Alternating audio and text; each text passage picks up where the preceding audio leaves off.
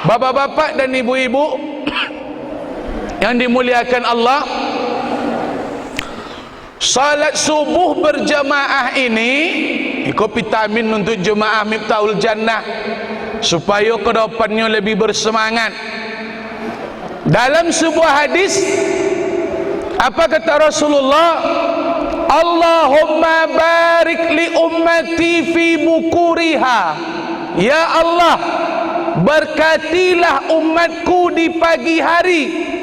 Nabi meminta berkah kepada Allah, bukan siang, bukan malam, bukan sore, tapi Nabi memohon kepada Allah supaya berkah itu diturunkan di pagi hari. Maka bapak dan ibu, orang yang tidur di pagi hari, orang yang tidak salat subuh, keberkahan itu akan jauh dari hidupnya. Berkah yang Allah turunkan ke dunia ini, itu bapak dan ibu, seperti kita celupkan jari di dalam air, kemudian air itu, jari diangkat, ada setetes air di ujung jari. Seperti itulah keberkahan yang Allah turunkan ke dunia. Setetes keberkahan yang Allah turunkan, dan itulah yang diperebutkan oleh umat di pagi hari. Kalau sempat lolok lawak la jole ndakkan dapat apa-apa do bapak dan ibu. Saketek yang turun di pagi kanya, itu pun wak bopu lolok leh. Aku ndak boleh lolok pagi do pak. Islam melarang bahwa tidur pagi itu tidak sehat, tidak baik. Nabi menyampaikan bahwa tidur pagi itu salah satu jalan yang membuat kehidupan kita sempit, yang membuat hidup awak ni susah. Salah satu penyebabnya karena umat Islam ini tidak meraih keutamaan salat subuh berjamaah. Orang terkaya umat Islam kalau di dunia nomor 21, beliau adalah Sulaiman Abdul Rajihi. Beliau orang terkaya umat Islam yang punya kebun kurma ribuan hektar. Hasil kurma itu disedekahkan di bulan Ramadan. Beliau tamat SD, tapi miliarder Islam di dunia.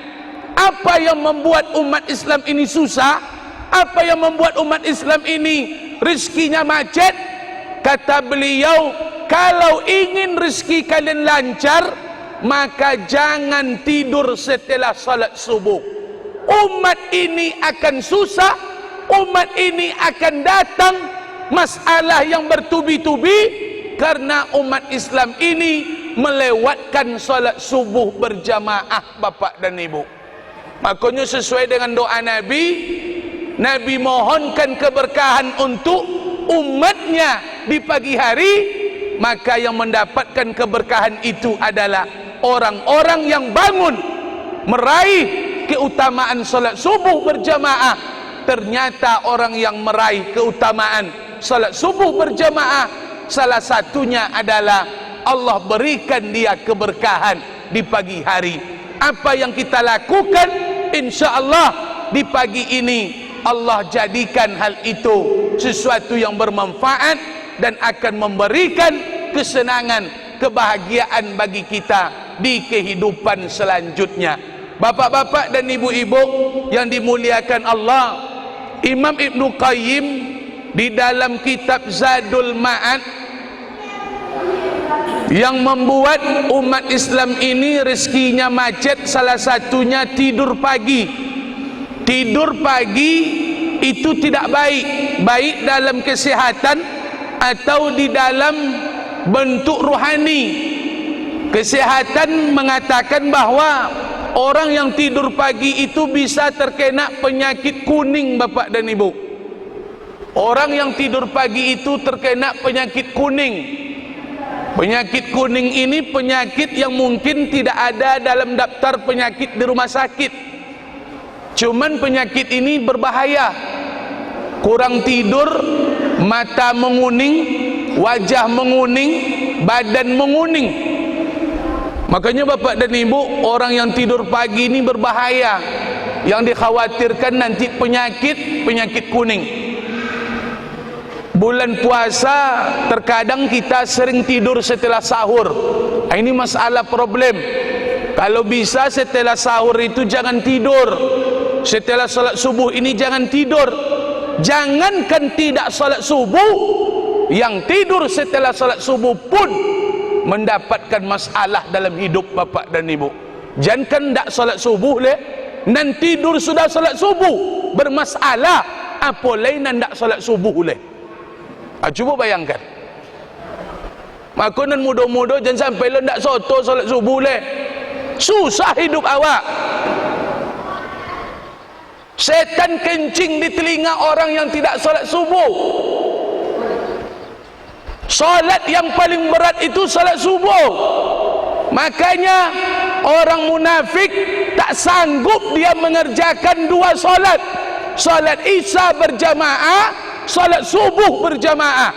Orang yang hadir salat subuh berjamaah, sejatinya dia telah menghilangkan penyakit nifak, penyakit munafik di dalam badannya.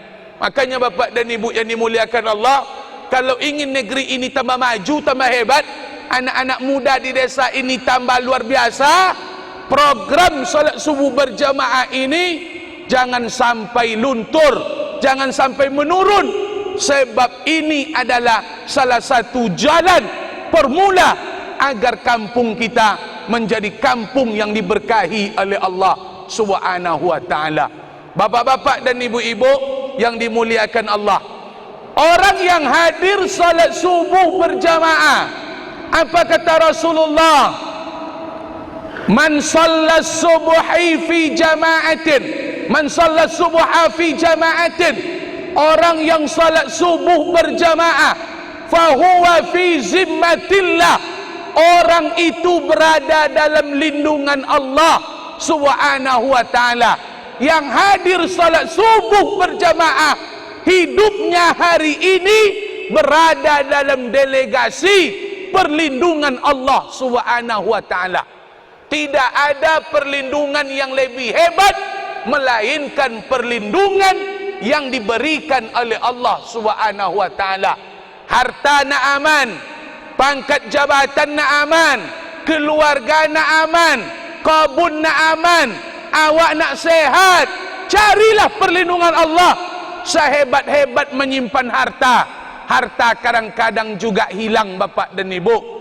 Sehebat-hebat awak menjaga diri, kadang-kadang diri juga celaka. Adakah perlindungan yang lebih hebat? Maka perlindungan yang lebih hebat adalah mintalah kepada Allah. Salah satu jalan meminta perlindungan itu adalah dengan salat subuh berjamaah bapak dan ibu. Dilindungi wak hidup di dunia Allah. Makanya bapak dan ibu jangan takutlah meninggalkan rumah leh. Bisa jadi ibu-ibu pun hendak puai ke karena takut meninggalkan rumah. Jangan takut, aman insya-Allah. Orang yang melakukan salat subuh berjamaah hari ini, langkah kaki ayun tangannya sesuai dengan janji Allah yang disampaikan oleh baginda Rasul, insya-Allah kita akan dilindungi. Kalaulah Allah sudah melindungi, tak ada yang bisa memudaratkan kita bapak dan ibu. Kalaulah Allah sudah menjaga, tak ada yang bisa mengganggu kita. Karena yang mendatangkan mudarat dan manfaat adalah Allah Subhanahu wa taala. Insya-Allah langkah kaki ayun tangan ke masjid salat subuh berjamaah akan mendatangkan perlindungan dari Allah Subhanahu wa taala. Amin ya rabbal alamin.